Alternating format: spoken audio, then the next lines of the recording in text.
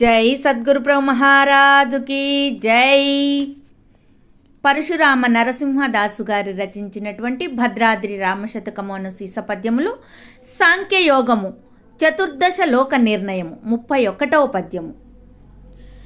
అతలంబు పాదముల్ వితలంబు గుల్బలు జంగలు సుతలంబు జానులందుయుండు తలాతలం బూరు యుగ్మము మహాతలము గుహ్యము రసాతలముయుండు కటిని పాతాళ లోకము నాభిభూలోకముండు భువర్లోకముదరమందు స్వర్గంబు హృదయో వక్షము మహర్లోకంబు ఘన జనలోకంబు గళము భుమల మధ్యమందు తపోలోకమమరు మూర్ధిని సత్యలోకంబు నీ నివాస స్థలంబు రమ్య గుణధామ భద్రాద్రి రామ పరశురామ నరసింహదాస సంరక్షితాహ్వా.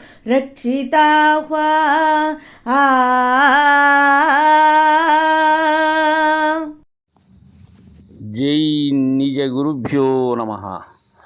జై అమలాంబ సమేత అనుభవానంద రాజయోగేంద్ర ప్రభుస్వాముల వారి దివ్య చరణార విందములకు ద్వాదశి వందనములు సమర్పించుకొనొచ్చు.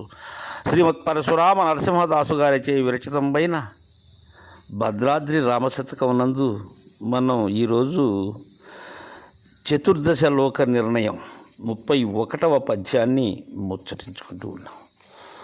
దీనికి మునుపు గురుదేవులు చక్కగా సుషుమ్న నాడీ లక్షణాన్ని తెలియజేసి బ్రహ్మరంధ్ర స్థాన నిర్ణయాన్ని మనకు అందించినటువంటి గురుదేవులు ఇక్కడ నుండి ఈ సాంఖ్య వివరణలో మనకు చాలా విషయాలు తెలియచేయబోతూ ఉన్నారు. వాటిలో ఈ చతుర్దశ లోక నిర్ణయం, ఈ చతుర్దశ భువనములు అనబడేటువంటివి బాహ్యంగా చూడటం కాదు, ఇవి గురుదయతో ఇవి మనలోనే దర్శించాలి. స్థూల శరీరంగా పిండాండమందు ధరించాలి. అంటే పిండాండంలో అవి ఎలా ఉన్నవి అనేటువంటి వాటి యొక్క స్థానాల్ని తెలుసుకోవాలి, అధిదేవతలను తెలుసుకోవాలి. అదేవిధంగా ఇవి కొలువై ఉండబడేటువంటి నిజమైన స్థానము ఏదైతే ఉన్నదో దానిని కూడా బ్రహ్మాండ భాండ చక్రంలో దర్శించాలి. ఏం చెప్తున్నారు నాయనా శిష్య? అతలంబు పాదముల్ వితలంబు గుల్భలు జంగలు సుతలంబు జానులందు యుండు తలాతలం బూరు యుగ్మము మహాతలము గుహ్యము రసాతలము యుండు అని చెప్పారు. అంటే మనకు ఈ పాతాళ లోకం నుంచి తీసుకుంటే కటిభాగంలో పాతాళ లోకం, ఇక 1 నుంచి పైకి వచ్చినట్లయితే ఆరోహణ క్రమంలో పాతాళ రసాతల మహాతల తలాతల సుతల వితల అతల అనబడేటువంటివి ఇవి అధోలోకాలు. వీటిని అధోలోకాలు అంటారు. ఈ అతలంబు ఏమంటున్నారు? ఈ అతల లోకం అనబడేటువంటిదే పాదములు అంటున్నారు. తదుపరి ఈ పాదములంటే భూమికి ఆనేటువంటి ప్రదేశము ఏదైతే ఉన్నదో అది అతల లోకం. ఇక రెండవది వితలం. వితలము అంటే గుల్భము అంటున్నారు. గుల్భం అంటే ఏంటి? చీలమండ ఏదైతే ఉన్నదో అది గుల్భం. ఆ చీలమండ స్థానమే వితలలోకం. ఇక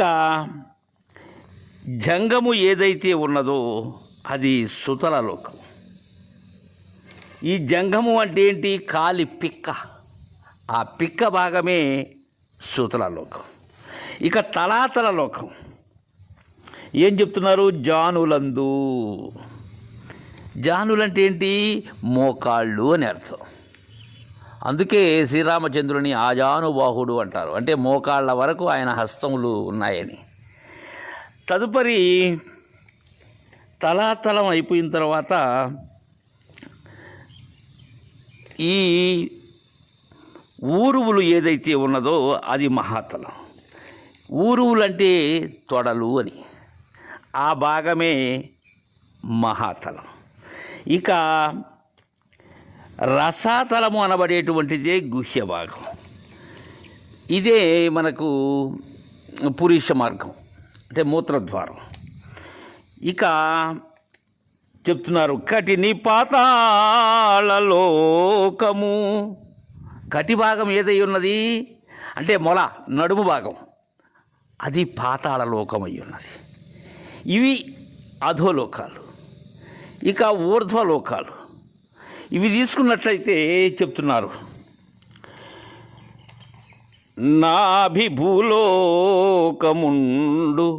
భువర్లోకముదరమందు స్వర్గంబు హృదియు వక్షము మహర్లోకంబు గణజరలోకంబు గళము బొమల మధ్యమందు తపోలోకమరు మూర్ధి సత్యలోకంబు నీ నివాస స్థలము. గురుదేవా, సత్యలోకంబు నీ నివాస స్థలంబు రమ్య గుణరామ భద్రాద్రిరామ పరశురామ నరసింహదాస సంరక్షితాహ్వా తెలియజేస్తూ ఉన్నారు మనకు. ఈ భూలోకం అనబడేటువంటిదే నాభిస్థానం. ఇటు అధోలోకములకు దాటిన వెంటనే వచ్చేటువంటిది ఈ భూలోకం. ఇది ఊర్ధ్వలోకానికి ప్రారంభం, అది నాభిస్థానం. దాని తదుపరి భువర్లోకము అనబడేటువంటిది ఉదరం, ఈ కడుపు భాగం ఏదైతే ఉన్నదో అది భువర్లోకం. భువర్లోకం తదుపరి సువర్లోకం. ఆ సువర్లోకమే చెప్తున్నారు, దాన్నే స్వర్గలోకము అని అన్నారు. కానీ అది సువర్లోకం. అది ఏ స్థానంలో ఉన్నది? హృదయ స్థానములో ఉన్నది. ఇక వక్షస్థలము అనబడేటువంటిది మహర్లోకం. అందుకే వక్షము మహర్లోకంబు. తర్వాత జనలోకం. ఈ జనలోకం అనబడేటువంటిది గళము, ఈ గొంతు భాగం ఏదైతే ఉన్నదో అది జనర్లోకం. ఇక బొమ్మల మధ్య, ఏ బొమ్మల మధ్య? భ్రూమధ్య స్థానంలో కనుబొమ్మల మధ్యలో ఉండబడేటువంటిదే తపోలోకము. అలా అమరి ఉన్నది అని చెప్తున్నారు. ఈ తపోలోకమే భ్రూమధ్య స్థానం. తరువాత చివరిదైనటువంటి సత్యలోకంబు నీ నివాస స్థలంబు. గురుదేవా, గురుమూర్తి స్థానమైనటువంటిదే సత్యలోకం, అదే మూర్తి స్థానం. ఇలా అధోలోకములు ఊర్ధ్వలోకములు ఇలా ఉన్నాయి. వీటిని మనం గురువు గారి ద్వారా దర్శించాలి. ఏం చెప్పారు? అతలము పాదములు, వితలము గుల్బములు, సుతలము జంగములు, తలాతలము జానువులు, మహాతలము ఊరువులు, రసాతలము గుహ్యము, పాతాళము కటిభాగము, భూలోకము నాభి, భువర్లోకం ఉదరము, స్వర్గలోకము హృదయము, మహర్లోకము, వక్షస్థలము, జనలోకము, గళము, తపోలోకము, భ్రూమధ్యము, సత్యలోకము, మూర్ధ్ని స్థానముల్లో మన ఈ స్థూల శరీరంలో ఉన్నాయి. అదేవిధంగా వీటిని సూక్ష్మ శరీరంలో కూడా దర్శించాలి. అలా ఈ 14 లోకముల యొక్క నిర్ణయాన్ని మనకు తెలియజేస్తూ ఉన్నారు. తర్వాయి పద్యాన్ని రేపు ముచ్చటించుకుందాం. జై గురుదేవా.